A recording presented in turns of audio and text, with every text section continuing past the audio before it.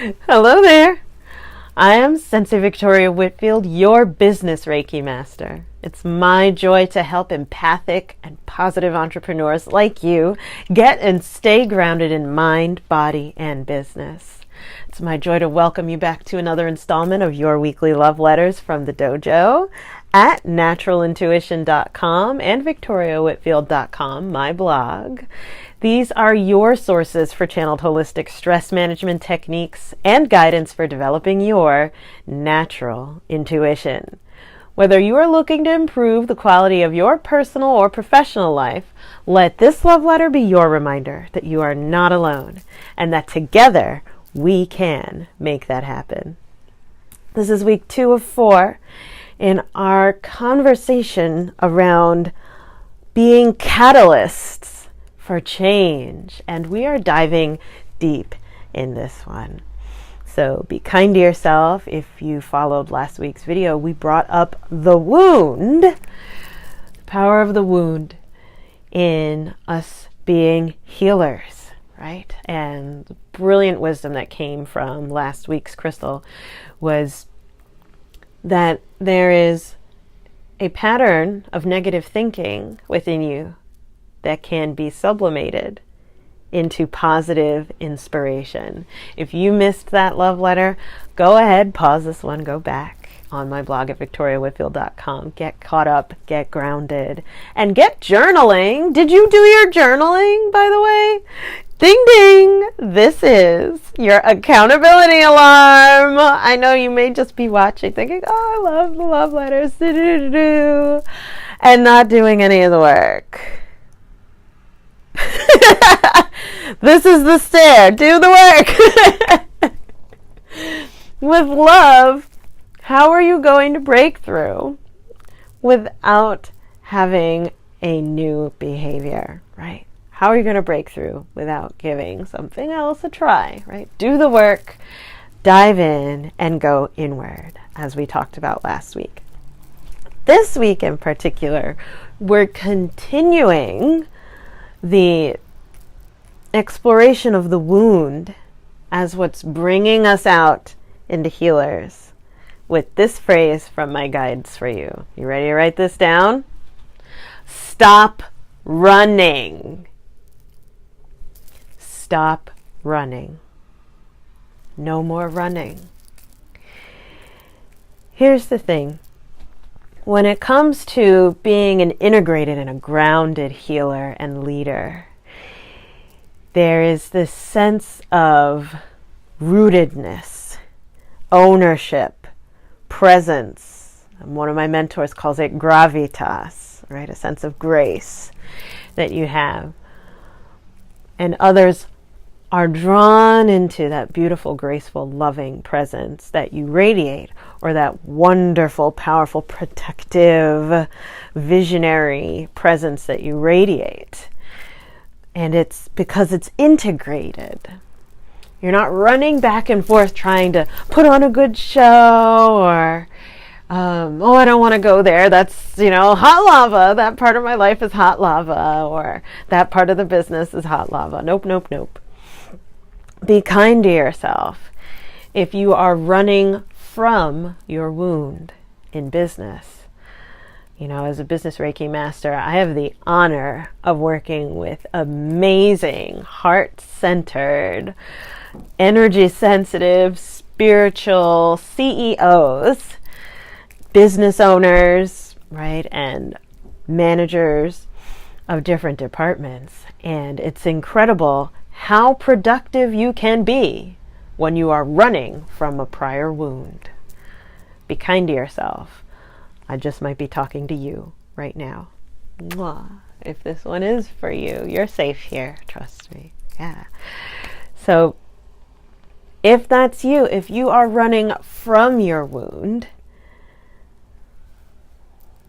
that may look like hot potatoing your past and your problems onto your family, your clients, and your team, right?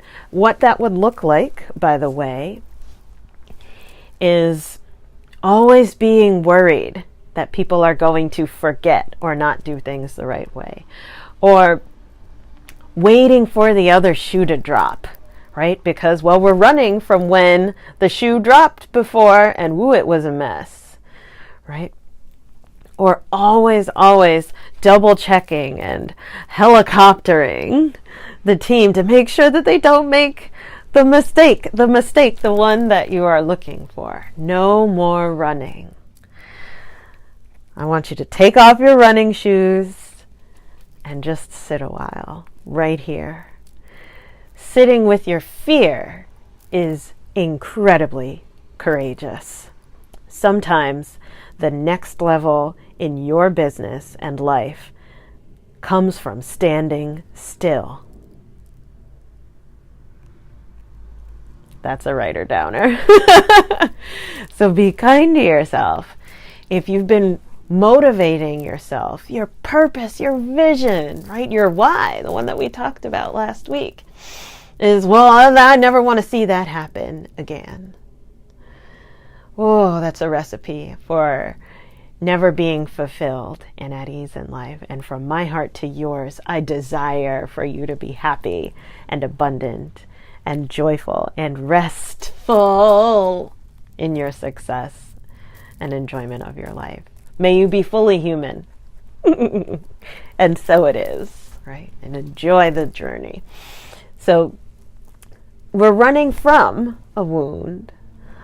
And in this week in particular, in order to sometimes stopping altogether and just standing still and being with the pain may be too much. For one, get on my calendar, victoriawhitfield.com/contact, because you know this is what we do here. This is how we do it. At the dojo, I hold healing space for you so that you can stop running.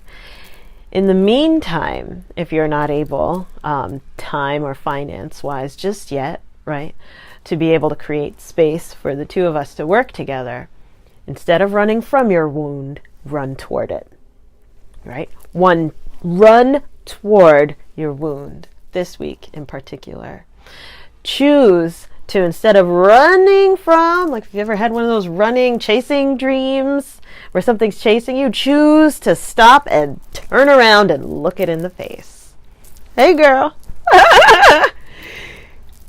Choose to look it in the face this week. That might be more journaling. That might be speaking your truth. This is an inner work, right? So I know I'm your business Reiki master. We tend to look at how to create more abundance, but this is the inner game. There's an outer game, and we cover that in other videos. This week in particular, it's owning rather than running from and avoiding that wound that inspires you so much. It has so much power. One of my mentors, he says, I must love you so much. If you look at what that wound has created, go back and tell it thank you.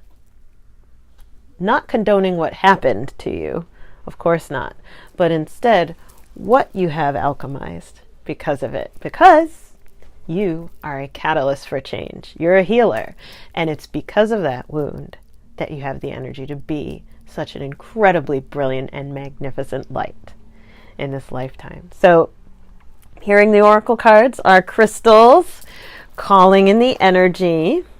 Crystal Oracle Guidebook. By the way, this is by Tony Carmine Salerno. If you want to go check it out and maybe purchase it on Amazon for yourself. I have to come in closer. Hold on a sec. Here I am. Yay! Oh, it's so good to be together, isn't it? Together is always better. All right, guides, show us what crystal has wisdom for us around running toward our wounds, or quite frankly, no more running. Oh, they said don't shuffle any further. Ooh. Australian agate. Australian agate. Such pretty patterns. Deep, luscious colors. Let's check it out. I'll read to you. It's my pleasure to read to you. I hope you enjoy this new microphone, by the way. Yay. Here we are.